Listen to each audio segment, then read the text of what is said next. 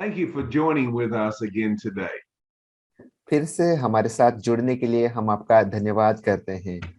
We are reading about Paul's second missionary journey now.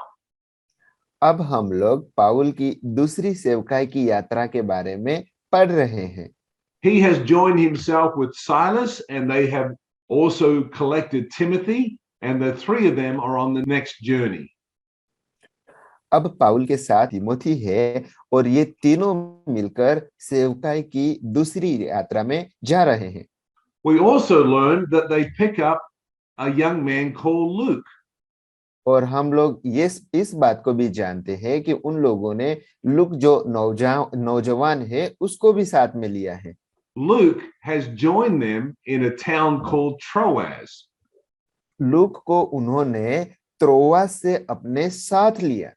And he goes with Paul, Silas, and Timothy over to Macedonia. और ये look है मैसेडोनिया तक, जो तिमोथी है, Silas है और पाउल है, उन लोगों के साथ लूक वहां पे मैसेडोनिया तक गया। And Luke is writing the book of Acts. और ये लूक वही है जिन्होंने प्रेरितों की पुस्तक को लिखा। And so before Luke joins them, he has written down the story that Paul has told him. इससे पहले कि लूक इन लोगों के साथ मिले, उन्होंने जो सारी बातें लिखी, ये सारी बातें पाउल ने लूक को बताया था, वो सारी बातें लूक ने लिखी थी। We read that they are talking about they. Luke is writing, they went here and they went there, because Luke wasn't with them. जब लूक उसका 16वें अध्याय की छठी आयत हम पढ़ते हैं, तो लूक इस तरह से लिखते हैं कि उन्होंने वे लोग वहां पे गए, वे लोगों ने ऐसा किया क्योंकि लूक उनके साथ नहीं था, उनको पाउल के जरिए ये सारी बातें बताई गई थी। Let's read verses 6 and 7 of chapter 16. हम प्रेरित उसके 16वें अध्याय की छठी और 7वीं आयत हम पढ़ेंगे। वे फ्रुगिया और गलातिया प्रदेश में से होकर गए, क्योंकि पवित्र आत्मा ने उन्हें एशिया में वचन सुनाने से मना किया। उन्होंने मुशिया के निकट पहुंचकर बतूनिया में जाना चाहा, परंतु यीशु के आत्मा ने उन्हें जाने न दिया। आमीन। And so Luke is writing about them because he was not with them. लूका यहाँ पे उन लोगों के बारे में बता रहा है क्योंकि वो उनके साथ नहीं था। And so when they got to Troas, Luke joined them. जब त्रोआस के अंदर गए, तो त्रोआस के अंदर लूका उन लोगों के साथ जुड़ गए। Now Luke starts writing, we did this and we did that. अब लूका इस तरह से लिख रहा है, हम लोगों वहां पे गए, हम लोगों ने वो सब किया। Let's read verses 8 through 10. हम 8 से लेकर 10वीं आयत तक हम पढ़ेंगे। अतः वे मुसिया से होकर त्रोआस में आए। वहां पौलुस ने रात को एक दर्शन देखा कि एक मकिदुनी पुरुष खड़ा हुआ, उससे विनती करके कह रहा है, पार उतरकर मकिदुनिया में आ और हमारी सहायता कर। उसके यह दर्शन देखते ही हमने तुरंत मकिदुनिया जाना चाहा, यह समझकर कि परमेश्वर ने हमें उन्हें समाचार सुनाने के लिए बुलाया है। आमीन। And so now we see that the language changes because Luke has joined them. अब हम यहाँ पे देख सकते हैं कि जो लूका का लिखने का जो तरीका है वो बदल चुका है, क्योंकि अब लूका उन लोगों के साथ है। So chapter 16 is about finding Lydia in Philippi and beginning a church in Philippi. और 16वीं आयत जो है वो लिदिया के बारे में, लिदिया को ढूंढना और वहां पे जो कलीसिया को स्थापित करना है उसके बारे में लिखा हुआ है। Let's read verse 40 in chapter 16. हम 16वें अध्याय की 14वीं आयत हम पढ़ेंगे। लुदिया नामक थुआथिरा नगर की बेचैनी कपड़े बेचने वाली एक भक्त स्त्री सुन रही थी।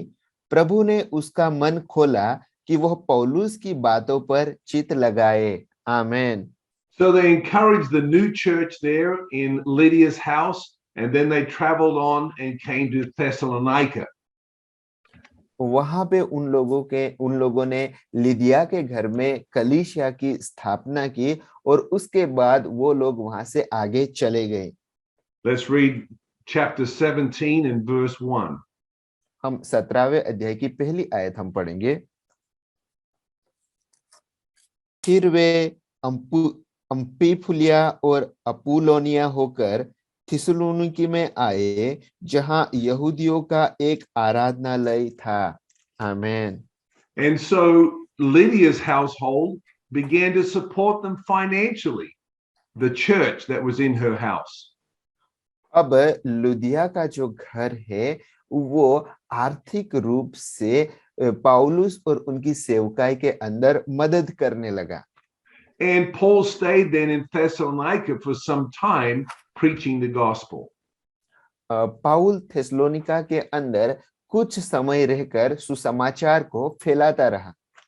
And because he always went to the synagogues first and brought the good news to the Jews, this is why Timothy had to be circumcised. पाउल हमेशा से ही पहले आराधनालय में जाता था और वहां पे सुसमाचार का प्रचार करता था, इसलिए तिमुथियुस का खतना करने की जरूरत पड़ी। Let's read verses 2 through 4. हम 2 से लेकर 4 आयत तक हम पढ़ेंगे। पौलुस अपनी रीति के अनुसार उनके पास गया और 3 सप्ताह के दिन पवित्र शास्त्रों से उनके साथ वाद विवाद किया और उसका अर्थ खोल खोल कर समझाता था कि मसीह को दुख उठाना और मरे हुए में से जी उठना अवश्य था, और यही यीशु जिसकी मैं तुम्हें कथा सुनाता हूँ मसीह है। उनमें से कितनों ने और भक्त यूनानियों में से भी बहुत ने और बहुत सी कुलीन स्त्रियों ने मान लिया और पौलुस और सिलास के साथ मिल गए। आमेन। So although Paul, when he was starting a new work, he did not require them to give him money, but the churches that he had established in the past, he wanted them to support him financially. जब कभी भी पौलुस नए काम की शुरुआत करते थे तो वहां पे कलीसिया से वो धन को इकट्ठा नहीं करते थे, लेकिन पहले जो पौलुस ने कलीसियाओं की स्थापना की थी, वो कलीसिया के लोग पौलुस को सेवकाई के लिए आर्थिक रूप से मदद करते थे, सहाय करते थे। And so later on, he wrote to the church in Lydia's house in Philippi and thanked them for supporting him while he was in Thessalonica. और उसके बाद लुदिया के घर ने उनकी जो मदद की थी, आर्थिक मदद की थी, उसके लिए बाद में पौलुस वो स्त्री का और उनके घराने का धन्यवाद करते हैं। Let's go to the book of Philippians and read that. हम फिलिपी की पत्री में जाएंगे और इस बात को पढ़ेंगे। We'll read that in chapter 4 and we're going to read verses 15 and 16. हम चौथे अध्याय की 15वीं और 16वीं आयत में हम पढ़ेंगे। हे फिलिपियो, तुम आप भी जानते हो कि सुसमाचार प्रचार के आरंभ में जब मैं मकदूनिया से विदा हुआ, तब तुम्हें छोड़ और किसी मंडली ने लेने देने के विषय में मेरी सहायता नहीं की। इसी प्रकार जब मैं थिस्सलुनीकि में था, तब भी तुमने मेरी घटी पूरी करने के लिए एक बार क्या वरन 2 बार कुछ भेजा था। Amen. Amen. So we see a pattern here. Once Paul established a church, he wanted them now to help him go and establish new churches. और यहाँ पे हम एक व्यवस्था को देख सकते हैं कि पहले वो एक कलीसिया की स्थापना करते हैं, उसके बाद जब वो दूसरी कलीसिया की स्थापना करते हैं तो वो समय पे पहले जो कलीसिया की स्थापना की थी वो कलीसिया दूसरी कलीसिया स्थापित करने के लिए उनकी मदद करते हैं, so that he would not be a burden upon the new churches that he was establishing. ताकि वो जो नई कलीसिया की स्थापना की जा रही है उनके ऊपर आर्थिक रूप से कोई भी भार ना हो। Amen. Well, God bless you and you have a blessed day. आमेन। पिता परमेश्वर आपको आशीषित करे और आज का दिन आपके लिए आशीषमय हो।